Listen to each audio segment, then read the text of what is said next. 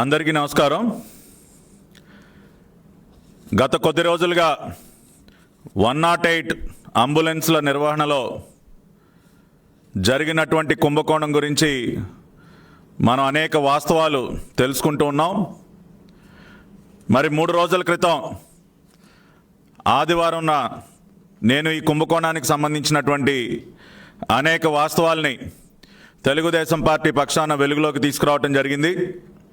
ఏ విధంగా విజయసాయిరెడ్డి సొంత వియ్యంకుడైనటువంటి రామ్ ప్రసాద్ రెడ్డి గారికి చెందినటువంటి అరబిందో ఫౌండేషన్కి ఒక కాంట్రాక్టు అమలులో ఉండగానే ఆ కాంట్రాక్ట్ని ఇల్లీగల్గా రద్దు చేసి అరబిందో ఫౌండేషన్కి అధిక ధరలు చెల్లిస్తూ దాదాపు ఒక్క 108లోనే 307 కోట్ల రూపాయలు అధిక ధరలు చెల్లించే విధంగా ఏ విధంగా ఒక కుంభకోణానికి పాల్పడ్డారో జీవో నెంబర్లతో సహా డాక్యుమెంట్లతో సహా అన్నీ కూడా మీ ముందు ఉంచడం జరిగింది.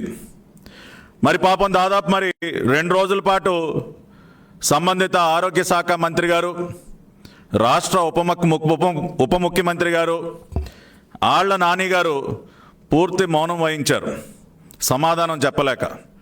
అదేవిధంగా ప్రతిరోజు ట్వీట్ల మీద ట్వీట్లు పెట్టేటటువంటి మన ట్విట్టర్ రెడ్డి గారు, విజయసాయి రెడ్డి గారు ఒక్క ట్వీట్ కూడా పెట్టలేదు. ఎందుకో సమాధానం చెప్పలేక ఆయన కూడా ముఖం చాటేశాడు. అదేవిధంగా రాష్ట్ర ప్రభుత్వం తరపు నుంచి అసలు చిన్న విషయం ఉన్నా కూడా మీడియా ముందుకు వచ్చి రంకెలేసేటటువంటి అంబటి రాంబాబు గారు ఎందుకు మౌనంగా కూర్చున్నారో నాకు అర్థం కాలేదు.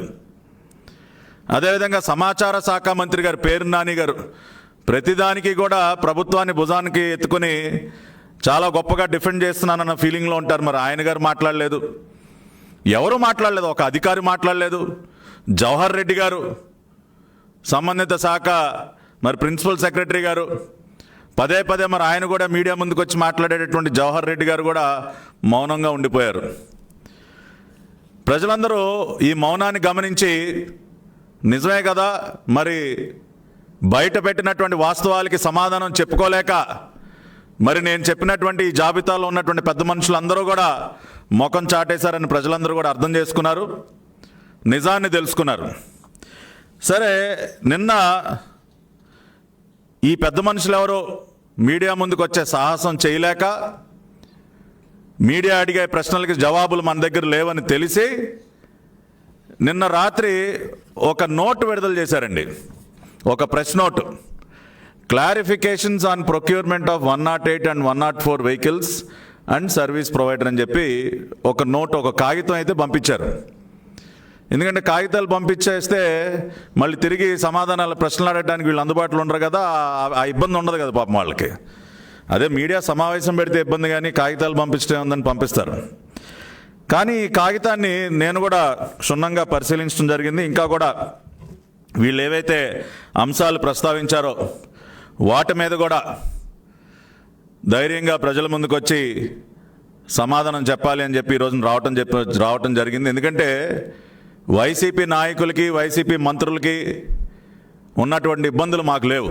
ఎందుకంటే మేము వాస్తవాల్ని, నిజాల్ని మాట్లాడేటటువంటి వ్యక్తులం కాబట్టి ధైర్యంగా పదే మీడియా ముందుకు వస్తాం, ప్రజలతో మాట్లాడతాం, ప్రజల ముందు నిజాలను ఉంచుతాం. వాళ్ళలాగా అబద్ధాలు చెప్పుకొని అసత్య ప్రచారాలు చేసుకుని తిరిగేటటువంటి మనుషులం మేం కాదు. అటువంటి పార్టీ తెలుగుదేశం పార్టీ కాదు. కాబట్టే వాళ్ళలాగా ముఖం చాటేయకుండా మీరు ఈ నోటు విడుదల చేసినటువంటి కొన్ని గంటల్లోనే మీ ముందుకు వచ్చాను. మళ్ళీ దీనిలో ఉన్నటువంటి అసత్యాల్ని, అవాస్తవాల్ని ఇంకా కూడా లోతుగా ఇవాళ ఇంకా కొన్ని విషయాలు కూడా బయటపడ్డాయి. వాటన్నిటిని కూడా ఈ రోజున ప్రజల ముందు ఉంచడానికి మీ ముందుకు రావటం జరిగింది. దీనిలో పాయింట్ వైజ్గా పరిశీలిస్తే ముందుగా వీళ్ళు ఒక ఎక్స్పర్ట్ కమిటీని నియమించారంట. అధికారంలోకి రాగానే ఒక ఎక్స్పర్ట్ కమిటీని 108 నిర్వహణకు సంబంధించి అధ్యయనం చేయడానికి ఒక ఎక్స్పర్ట్ కమిటీ నిర్వహించి అది ఒక నివేదిక ఇచ్చిందంట ఆ కమిటీ. దానిలో రిపోర్ట్ ఫైండింగ్స్ వీళ్ళు ఏం చెప్తారండి, out of 439 existing ambulances more than 50% of the ambulances are not in good shape and are not in good condition. 50% అంబులెన్సులు కూడా తిరగట్లేదు 439 అంబులెన్సుల్లో అన్నది వీళ్ళు మాట్లాడినటువంటి మొదటి మాట. 439లో సగం అంటే సుమారుగా 215. మరి ఈ రోజున నా మొదటి ప్రశ్న ఏంటంటే, మీరు కొత్తగా 770 అంబులెన్సులు నడపాలి రాష్ట్రంలో ఉన్న ఒక ఆలోచనతో మీరు కొత్తగా అంబులెన్సులను కొనుగోలు చేసే ఒక జీవోని మీరు విడుదల చేయడం జరిగింది. ఆ జీవోలో మీరు అదనంగా కేవలం 439 అంబులెన్సులు మాత్రమే కొనుగోలు చేయడానికి మీరు ఒక జీవో విడుదల చేశారు. మరి 439, 770లో 439 మనం తీసేస్తే సుమారుగా ఇంకా 340 అంబులెన్సులు చిల్లర పాత అంబులెన్సులని ఈ రోజుకి కూడా మీరు వాడుతూ ఉన్నారు.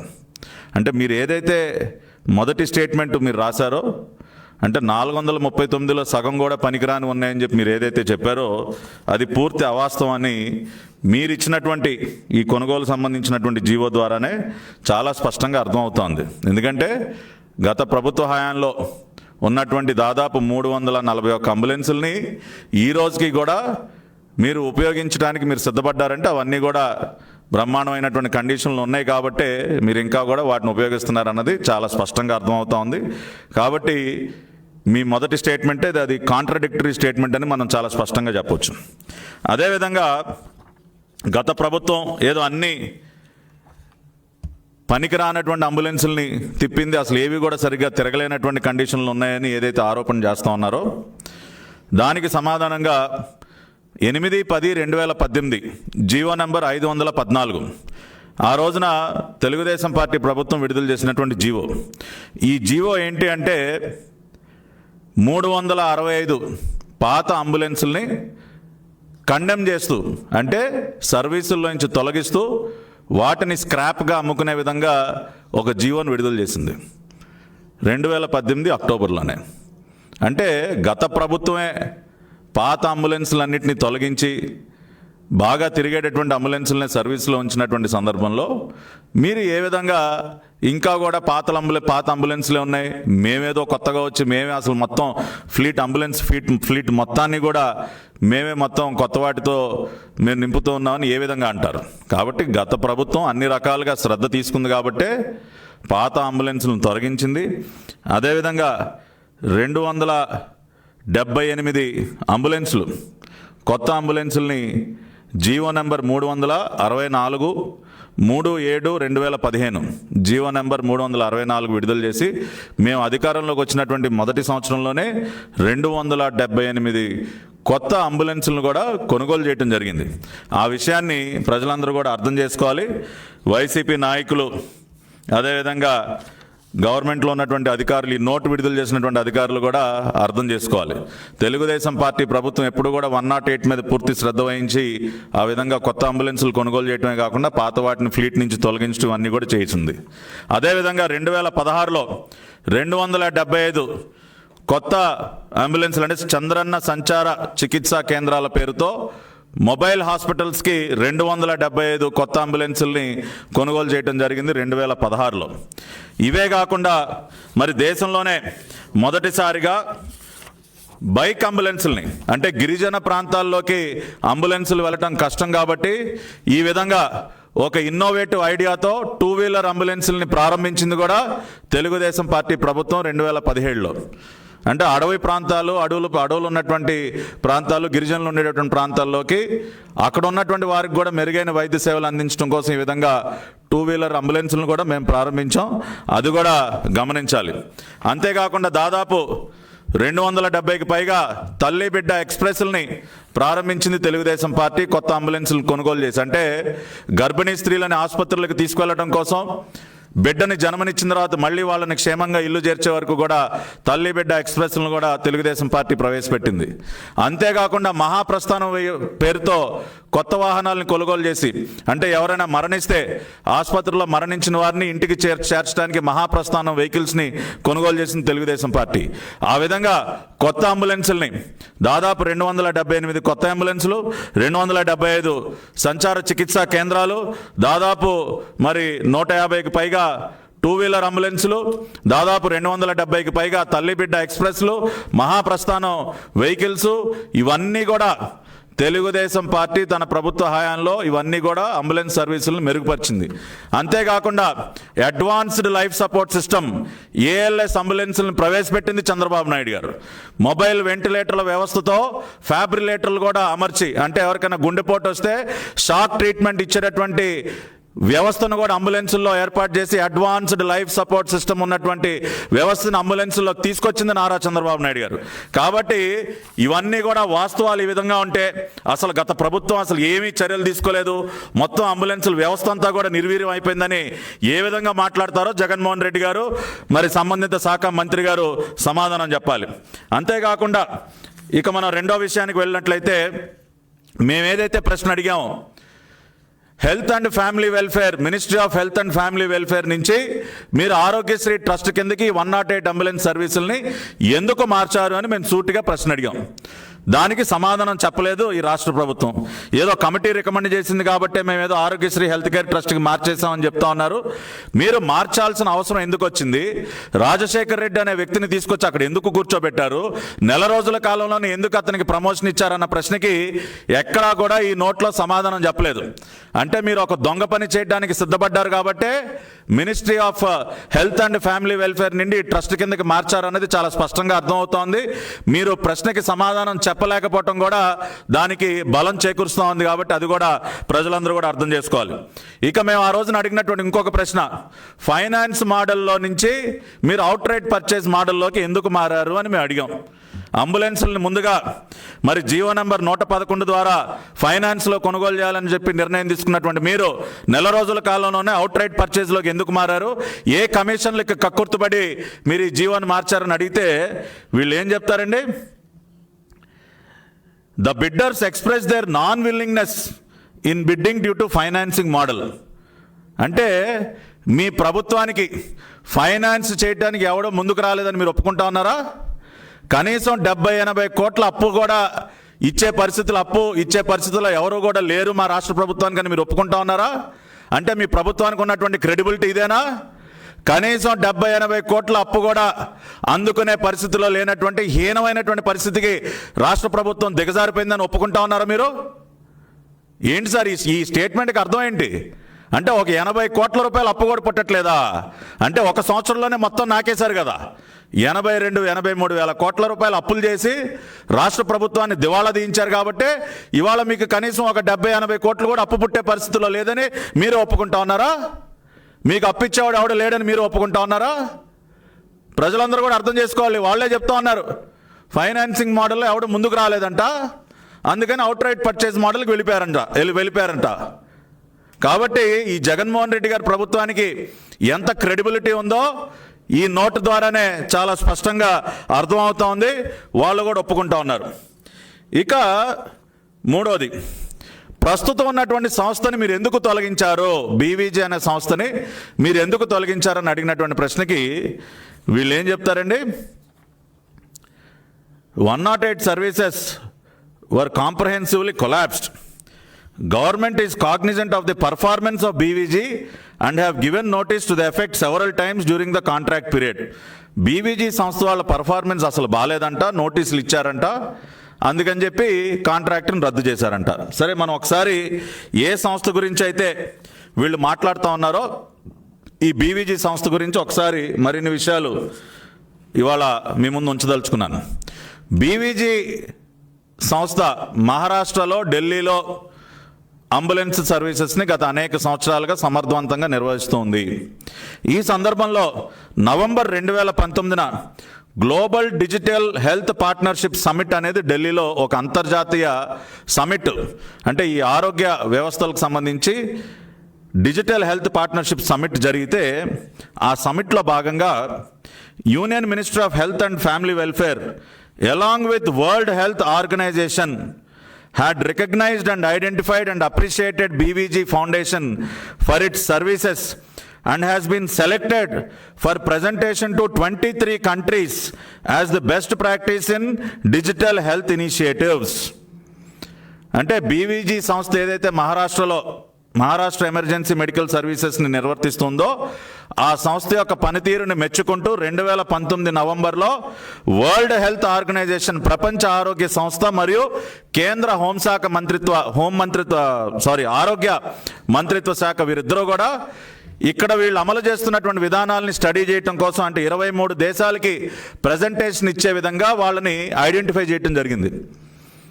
దీన్ని బట్టి ఏమర్థం అవుతా ఉందండి అంటే ప్రపంచవ్యాప్తంగా 23 దేశాలకి ఇవాళ ఆదర్శంగా నిలిచినటువంటి ఒక company, World Health Organization recognition ఇచ్చినటువంటి ఒక కంపెనీ మీకు ఒక పనికిరాని కంపెనీగా మారిపోయింది. 23 దేశాలు, అనేక Argentina, Australia, Austria, Brazil, Canada, Estonia, Hong Kong. The learnings of MEMS will serve as great help to the participating countries such as Argentina, Australia అని 23 దేశాలు. అంటే వీళ్ళు ఏ విధంగా అయితే మహారాష్ట్రలో ఈ వ్యవస్థను నడుపుతా ఉన్నారో దాని యొక్క ఫైండింగ్స్, వాళ్ళు అవలంబిస్తున్నటువంటి విధానాలు 23 దేశాలకు ఉపయోగకరం అని చెప్పి ప్రపంచ ఆరోగ్య సంస్థ చెప్తే అటువంటి సంస్థకు మీరు నోటీసులు ఇస్తారా? అంటే మీ ప్రభుత్వానికి మంచి కంపెనీ ఏది మన రాష్ట్రంలో సేవలు అందించడం ఇష్టం లేదా జగన్మోహన్ రెడ్డి గారు? ఈ విధంగానే కదా అనేక కంపెనీలను తరివేశారు రాష్ట్రం నుంచి. ఒక లులు కంపెనీ కానివ్వండి, అదానీలు కానివ్వండి, అదేవిధంగా ఏషియన్ పేపర్ అండ్ పల్ప్ కానివ్వండి, ఇటువంటి అనేక కంపెనీలు, ప్రతిష్టాత్మకమైనటువంటి కంపెనీలన్నింటినీ తోలేశారు కదా ఆంధ్ర రాష్ట్రం నుంచి. ఇవాళ అదేవిధంగా ఆరోగ్య సేవలు, హెల్త్ సర్వీసెస్ విషయంలో కూడా బీవీజీ అనే రెప్యూటెడ్ కంపెనీని, అంతర్జాతీయంగా పేరు సంపాదించినటువంటి ఒక కంపెనీని, మీకు కావాలనుకున్నటువంటి ఒక కంపెనీకి కోట్ల రూపాయలు దోచిపెట్టడం కోసం మీరు ఆ కంపెనీని తరివేస్తారా బెదిరింపులు గురి చేసి? ఏది కియా మోటార్స్కి వెళ్ళి మీ ఎంపీ వెళ్ళి బహిరంగంగా బెదిరించినట్టు వీళ్ళను కూడా బెదిరించి వాళ్ళని తోలేస్తారా రాష్ట్రం నుంచి? అంటే రాష్ట్రంలో ఎవరికి మెరుగైన వైద్య సేవలు అందడం మీకు ఇష్టం లేదా? అంతర్జాతీయ ప్రమాణాలతో మెరుగైన వైద్య సేవలు అందించడం మీకు ఇష్టం లేదా? ఇదే బీవీజీ కంపెనీ మళ్ళీ డిసెంబర్ 2019లో జమ్మూ అండ్ కాశ్మీర్ ప్రభుత్వం ఇదే బీవీజీ కంపెనీని అక్కడ అంబులెన్సులు నిర్వహించడానికి, including the reason of Ladakh అనేటటువంటి ఒక క్లిష్టమైన ప్రాంతంలో, కొండ ప్రాంతంలో, హై ఆల్టిట్యూడ్ ఒక చలి ప్రదేశంలో కూడా ఇదే బీవీజీ కంపెనీని ఐడెంటిఫై చేయడం జరిగింది అక్కడ ప్రభుత్వం. మరి అంత పనికిరానటువంటి కంపెనీని లడాక్ వంటి ప్రాంతంలో అంబులెన్సులు నిర్వహించమని కాంట్రాక్ట్ ఇస్తారండి? మీరు ఈ కంపెనీకి ఈ సర్వీసెస్ నచ్చక మీకు ఈ సర్వీసెస్ నచ్చవు. ఎందుకంటే ఇటువంటి కంపెనీలు మీకు కమిషన్లు ఇవ్వవు కదా. అంతర్జాతీయ ప్రమాణాలు ఉన్నటువంటి కంపెనీలు, WHO గుర్తింపు పొందినటువంటి కంపెనీలు మీకు కమిషన్లు ఇవ్వవు కదా జగన్మోహన్ రెడ్డి గారు. దోచుకు తినడానికి మీకు అవకాశం ఉండదు కదా ఇటువంటి కంపెనీల్లో. అందుకని వీళ్ళని తోలేస్తారు, మీరు తరివేస్తారు రాష్ట్రం నుంచి. దీనికి ఏమి సమాధానం చెప్తారో మేము ప్రశ్నిస్తూ ఉన్నాం. ఈ నోట్లు చిత్తకాగితాలు పంపించడం కాదు, మీడియా ముందుకు రండి. మీడియా ముందుకు వచ్చి మేము ధైర్యంగా ఏ విధంగా మాట్లాడుతూ ఉన్నామో, జవహర్ రెడ్డి గారు వచ్చి మాట్లాడతారా, ఆళ్ల నాని గారు వచ్చి మాట్లాడతారో మాట్లాడండి. మీడియా ముందుకు వచ్చి సమాధానం చెప్పండి. అదేవిధంగా ఇంకా వీళ్ళు ఏమంటా ఉన్నారండి, జీతాలు సరిగ్గా ఇవ్వలేదంట. గత ప్రభుత్వంలో అసలు ఆ తీవ్రమైనటువంటి అన్యాయం జరిగిందంట. జీతాలు కూడా సరిగ్గా మరి ఆ రోజున ఇవ్వలేదని చెప్పి వీళ్ళు మాట్లాడుతూ ఉన్నారు. నేను ఈ రోజున జీవో నంబర్ 49ని మీ ముందు పెడతా ఉన్నాను, డేటెడ్ 4/5/2018.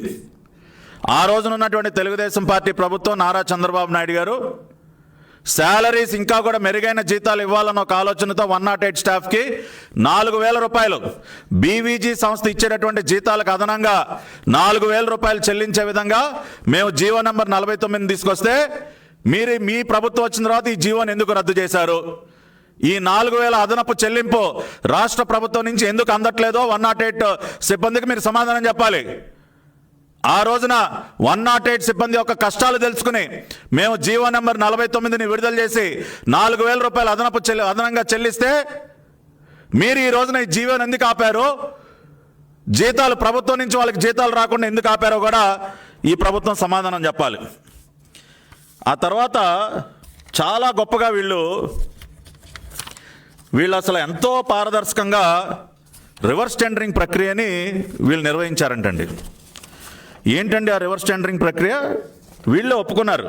ఈ నోట్లో గతంలో బీవీజీ సంస్థకి 1,43,000 రూపాయలు మేము ప్రతి నెల మేము చెల్లించేవాళ్ళం అని చెప్పి. సో రివర్స్ టెండరింగ్ అంటే ఏంటండి? 1,43,000 కంటే తక్కువకి టెండర్ ప్రాసెస్ నిర్వహించడాన్ని రివర్స్ టెండరింగ్ అంటారు. వీళ్ళు చెప్తా ఉన్నారు రివర్స్ టెండరింగ్ స్టార్ట్ చేసిన సందర్భంలో అప్పుడు అరబిందో ఫౌండేషన్ వాళ్ళు కొత్త అంబులెన్సులకి ఏమో ప్రతి క్వార్టర్ 6,12,000 అంటే 2 లక్షల చిల్లర 2,04,000 కోట్ చేశారంట. వాళ్ళతో నెగోషియేట్ చేసి రివర్స్ టెండరింగ్ ద్వారా దాన్ని 1,78,000 తగ్గించారంట. అసలు ఈ 2,04,000 కోట్ చేయటం ఏంటి, 1,78,000 మీరు తగ్గించడం ఏంటి సార్? మీరు తగ్గిస్తే మీరు అన్న విధంగా 1,43,000 నుంచి తగ్గించాలి. ఇప్పుడు ఇస్తున్నటువంటి 1,43,000 నుంచి రూపాయి తగ్గించకుండా మేమేదో టెండర్ పిలిచాము, వాడేదో 2,04,000 రూపాయలు కోట్ చేశాడు, దానినేదో మేము బేరం ఆడాము, తగ్గించి 1,78,000 తీసుకొచ్చామంటే మీరు చెప్పిన లెక్క ప్రకారం 1,30,000 1,43,000కి 1,78,000కి ఎంత వ్యత్యాసం ఉంది సార్? 35,000 వ్యత్యాసం ఉంది. అదేవిధంగా పాత అంబులెన్సులకి వాళ్ళు 2,50,000 కోట్ చేశారంట. దానిని 2,21,000కి తగ్గించి వీళ్ళు చాలా ఆదా చేస్తారంటండి. ఏం ఆదా చేశారండి? 1,43,000ని మీ లెక్క ప్రకారం 2,21,000కి పెంచారంటే 80,000 అదనంగా పెంచారు మీరు ఒక్కొక్క అంబులెన్స్కి. ఇంకా మీరు తగ్గించింది ఏంటి, ఆదా చేసింది ఏంటి సార్? అందుకనే కదా ఇది 307 కోట్ల రూపాయల కుంభకోణం అంటా ఉన్నాం. మీరే చెప్తా ఉన్నారు కదా 1,43,000 బీవీజీ కని. మీ బెంచ్ మార్క్ ఫిగర్ ఏమవ్వాలి రివర్స్ టెండరింగ్లో? 1,43,000 మీ బెంచ్ మార్క్ అవ్వాలి. అక్కడ 1,43,000 కంటే తక్కువకు తీసుకురావాలి మీరు రివర్స్ టెండరింగ్ అంటే. అది పక్కన పెట్టేసి ఆయన ఏదో 2.5 కోట్ చేశాడు, మేమేదో బేరం ఆడాము, దాన్ని 2,20,000 తీసుకొచ్చాము. ఇది రివర్స్ టెండరింగా? ఇది రిజర్వ్డ్ టెండరింగ్. దీన్ని రివర్స్ టెండరింగ్ అనరు జగన్మోహన్ రెడ్డి గారు, దీన్ని రిజర్వ్డ్ టెండరింగ్ అంటారు. మీరే ఒప్పుకున్నారు కదా ఇవాళ మీ నోటు ప్రకారం. గత సంస్థ ఎంతకి సేవలు అందించేది, మీరు ఏ విధంగా అదనంగా చెల్లిస్తూ ఉన్నారో మీ నోటితో మీరే ఒప్పుకున్నారు ఇవాళ. దీనికి ఏం సమాధానం చెప్తారు? ఇంకా చాలా గొప్పగా జ్యుడిషియల్ రివ్యూకి పంపించారంటండి. ఇది ఇప్పుడు అసలైన విషయం ఇప్పుడు మీరు అర్థం చేసుకోవాలి. ఈ జ్యుడిషియల్ రివ్యూలో జరిగినటువంటి మతలబు అంటే మొన్న నేను బయట పెట్టిన దానికి అదనంగా వీళ్ళ జ్యుడిషియల్ రివ్యూలు ఏ విధంగా ఉంటాయో, వీళ్ళ జ్యుడిషియల్ రివ్యూల్లో ఏ రకంగా వాళ్ళకి కావాల్సిన వాళ్ళకి మెయిల్ చేస్తారో ఇవాళ వాళ్ళ డాక్యుమెంట్ ఇది, మేమేం సృష్టించింది కాదు. ఎవరైనా కూడా డౌన్లోడ్ చేసుకోవచ్చు. judicialpurview.ap.gov.in judicialpurview.ap.gov.in ఈ వెబ్సైట్లోకి మీరు ఎవరైనా వెళ్ళొచ్చు. వెళ్ళి దానిలో response pursuant to objections suggestions received on the draft RFP for selection of service provider for providing emergency response services across Andhra Pradesh for perusal of honorable judge judicial purview. అంటే judicial పర్వ్యూలో వచ్చినటువంటి సలహా సూచనలు అంటండి, వాటిని వీళ్ళు అమలు చేసినటువంటి document అంటండి. ఇది వాళ్ళ వెబ్సైట్లోనే ఉంది. సో వీళ్ళకి వచ్చినటువంటి సూచనలు సలహాలు ఏంటో తెలిస్తే మీరు ఆశ్చర్యపోతారు. ఎగ్జిస్టింగ్ క్లాజులు ఏంటి, వీళ్ళు మార్చింది ఏంటి కూడా మనం తెలుసుకుందాం ఇప్పుడు. ఎగ్జిస్టింగ్ క్లాజ్లో page number 22 clause number 5.1.3 ambulance upkeep and maintenance. దానిలో ఏమని ఉంది? Existing clause perform check on the existing ambulances to list out all medical and non-medical equipment present in each ambulance. If any such equipment is found to be missing or damaged, the service provider shall provide equipment in such ambulance to meet the requirements mentioned అనేది clause అండి. దాన్ని వీళ్ళకి వచ్చినటువంటి suggestion ఏంటో తెలుసా? Clause 5.1.3 may be deleted. ఇదేంటి sir? ఇంకా కూడా మెరుగైన సేవలు అందించమని ఏమన్నా సలహా సూచనలు వస్తాయి కానీ ఉన్నటువంటి అంబులెన్స్లను పరిశీలించి దానిలో ఇంకేమన్నా రిపేర్ చేయాల్సిన ఏమన్నా ఉన్నా, అదనంగా ఎక్విప్మెంట్ ఏమన్నా పాడైపోయింది ఏమన్నా ఉన్నా వాటిని సరిచేయాలి, రేపు వచ్చేటటువంటి సర్వీస్ ప్రొవైడర్ అని ఒక క్లాజ్ ఉంటే మీ జ్యుడిషియల్ పర్వ్యూలో క్లాజ్ మే బి డిలీటెడా? ఇదేంటి జగన్మోహన్ రెడ్డి గారు? ఇదేనా మీ జ్యుడిషియల్ పర్వ్యూ? నెక్స్ట్ ఇంకా అవ్వలేదు, ఇంకా చాలా ఉన్నాయండి. 5.1.4 క్లాజ్ నంబర్, దానిలో service provider will build ambulance stations for each ambulance at the specified location as per the specifications and branding signage details given by the client which provides space for parking of the ambulance along with one MOU. అంటే ఈ అంబులెన్సులకి shelter create చేయాలి, ambulance stations నిర్మించే విధంగా clause number 5.1.4 ఉంటే వీళ్ళకి వచ్చినటువంటి సూచన ఏంటో తెలుసా sir? Clause 5.1.4 ambulance stations may be deleted. ఇదేంటి సార్? ఉన్నటువంటి ఇప్పుడు మీరు కొనుగోలు చేసినటువంటి అంబులెన్సులకి ఒక షెల్టర్ కావాలి, షెల్టర్ ఏర్పాటు చేసే విధంగా అక్కడ ఉంటే క్లాజ్ మే బి డిలీటెడ్ ఏంటి సార్?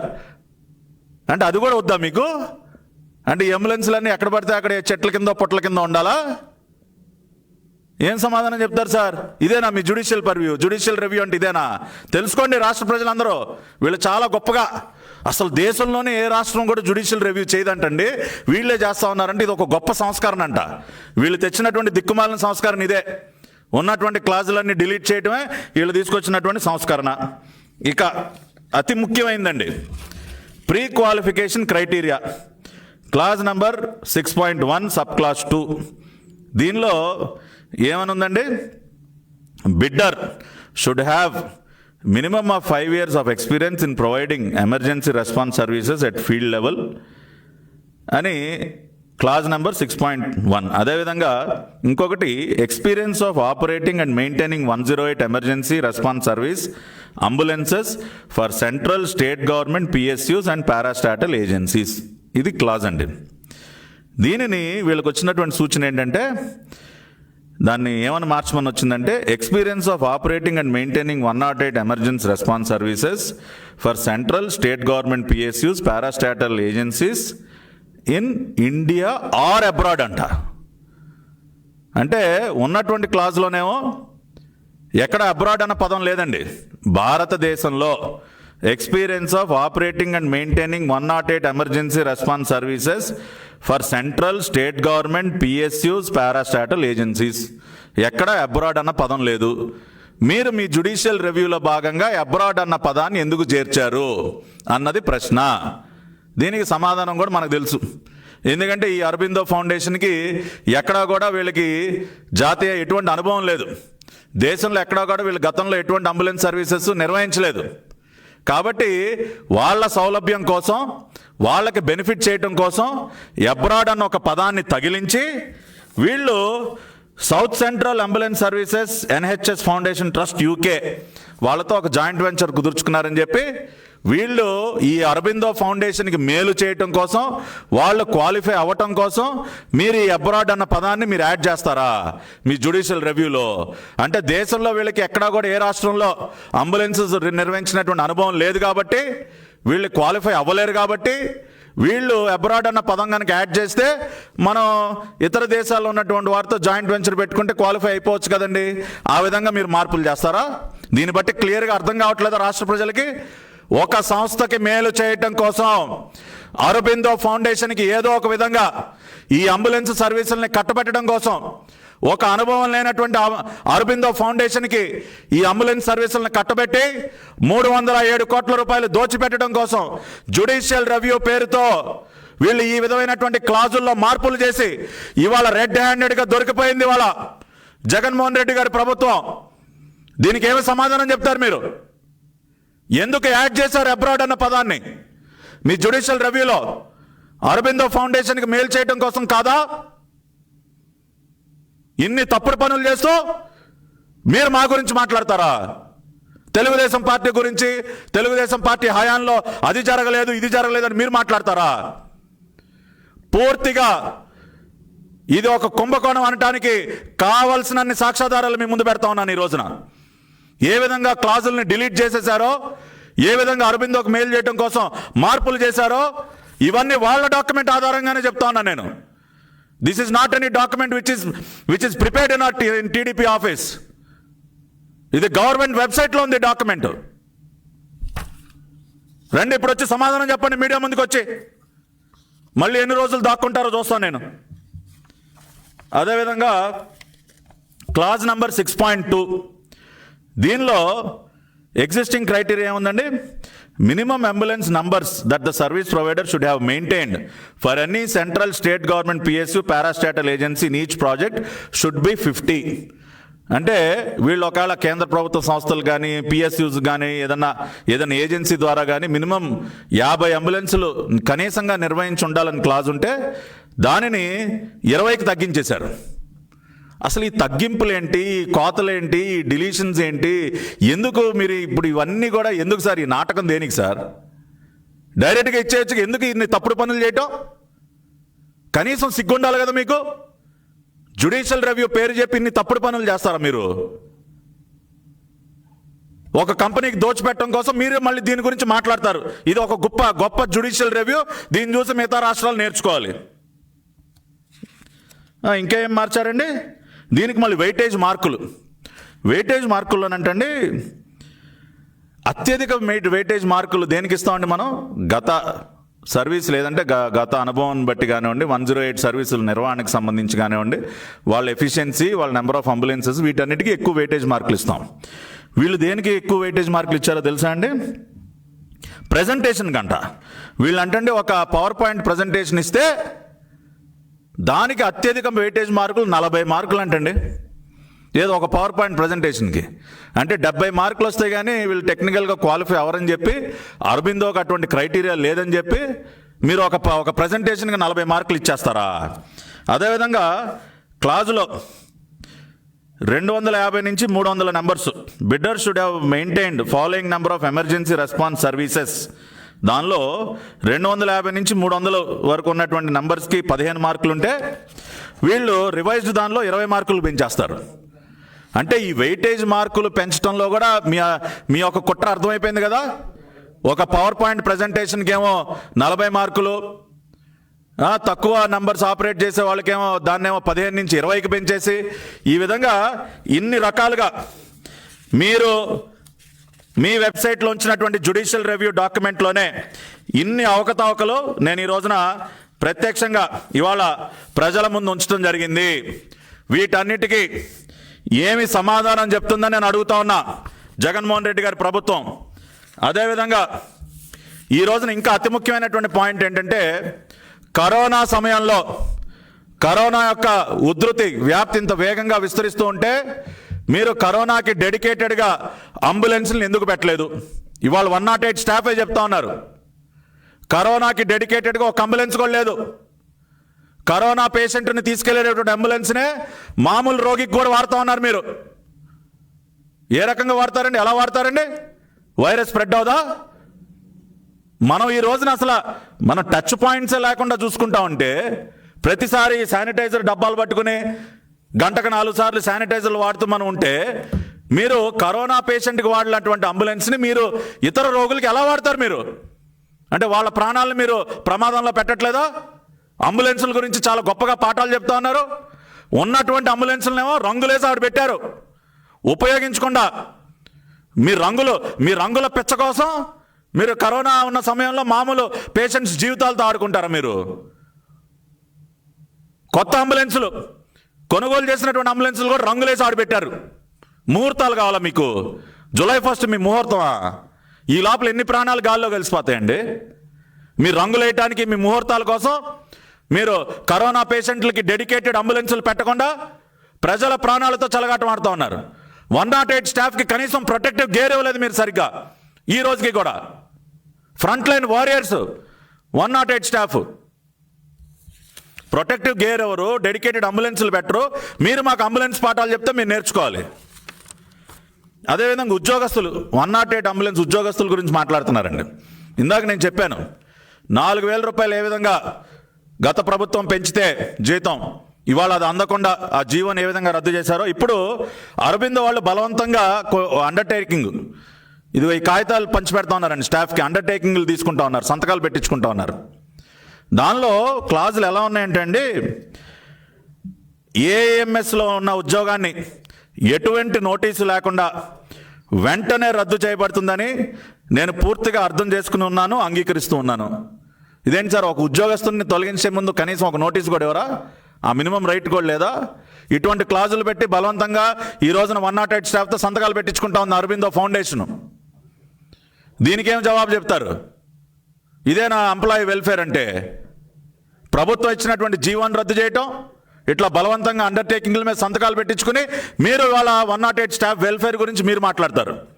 కాబట్టి ఈ రోజున నేను ఇంకా అనేక విషయాల్ని ఏదైతే వాళ్ళు ఒక చిత్తు కాగితాన్ని విడుదల చేశారో దానికి సంబంధించినటువంటి అనేక వాస్తవాల్ని ప్రజల ముందు ఉంచడం జరిగింది.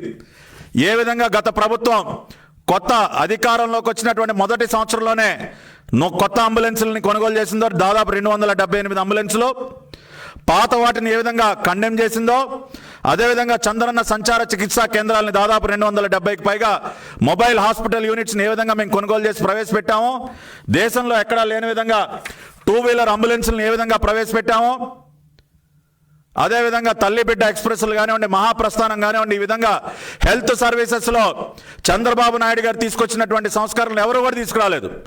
ప్రవేశపెట్టినటువంటి మంచి పద్ధతులు ఎవరు కూడా ఇప్పటి వరకు ప్రవేశపెట్టలేదు. అదేవిధంగా మరి బీవీజీ సంస్థ గురించి వీళ్ళు ఏదైతే చెప్తా ఉన్నారో అదే సంస్థకి వరల్డ్ హెల్త్ ఆర్గనైజేషన్ ఇచ్చినటువంటి గుర్తింపు కానివ్వండి, ఢిల్లీలో జరిగినటువంటి అంతర్జాతీయ సంస్థలో దాదాపు 23 దేశాలకి మరి మహారాష్ట్రలో బీవీజీ వారు అవలంబిస్తున్నటువంటి విధానాల్ని మనం కూడా టేకప్ చేయాలని 23 దేశాలకు వాళ్ళు ఏ రకంగా రికమెండ్ చేశారో ఆ విషయాలను కూడా నేను మీ ముందు ఉంచడం జరిగింది.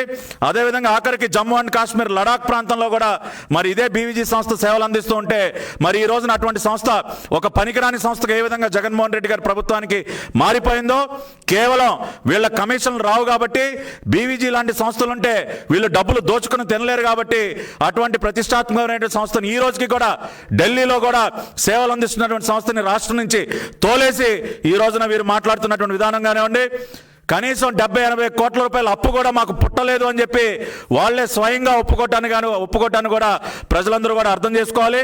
అంతేకాకుండా రివర్స్ టెండరింగ్ పేరుతో వీళ్ళు చేసినటువంటి అనేక అవకతవకలు, బీవీజీ ఫౌండేషన్ని తరివేసి అరబిందోకి ఈ వర్క్ని కట్టబెట్టడం కోసం జ్యుడిషియల్ రివ్యూ పేరుతో వీళ్ళు ఎన్ని క్లాజులు మార్చారో, అబ్రాడ్ అన్న పదాన్ని తీసుకొచ్చి ఎలా జాయిన్ చేశారో, ఎన్ని క్లాజులు డిలీట్ చేసేశారో, వెయిటేజ్ మార్కులు ఏ విధంగా మార్చారో అరబిందో ఫౌండేషన్కి ఈ జ్యుడిషియల్ రివ్యూ డాక్యుమెంట్ ద్వారానే మీ ముందు ఉంచడం జరిగింది.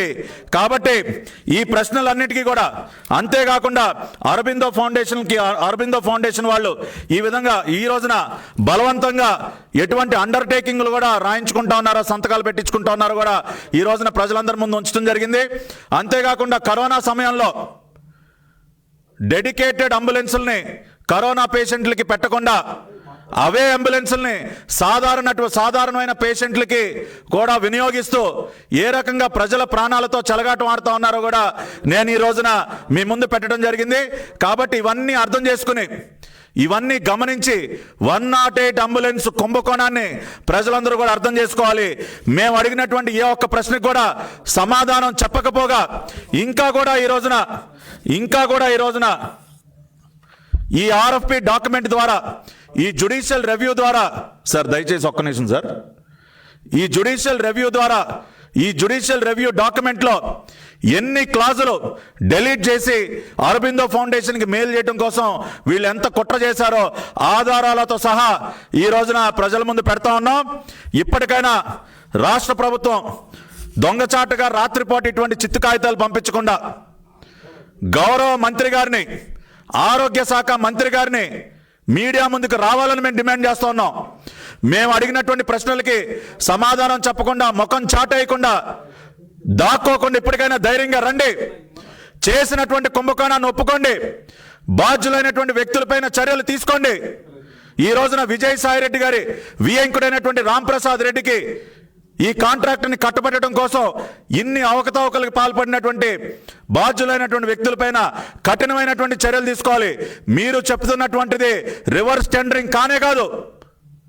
1,41,000కి ఈ రోజున గతంలో కాంట్రాక్ట్ ఉందని మీరు ఒప్పుకొని ఈ రోజున ఏ విధంగా 2,21,000 రూపాయలకి మీరు ఆ కాంట్రాక్ట్ని అప్పచెప్తారో, దానిని రివర్స్ టెండరింగ్ అని ఏ విధంగా అంటారో కూడా ఈ రాష్ట్ర ప్రభుత్వం సమాధానం చెప్పాలని నేను డిమాండ్ చేస్తూ, మళ్ళీ ఇంకొక వారం రోజులు దాక్కోకుండా మీకు చిత్తశుద్ధి ఉంటే సాయంత్రమే పెట్టండి ప్రెస్ మీట్ పెట్టి సమాధానం చెప్పమని డిమాండ్ చేస్తా ఉన్నా.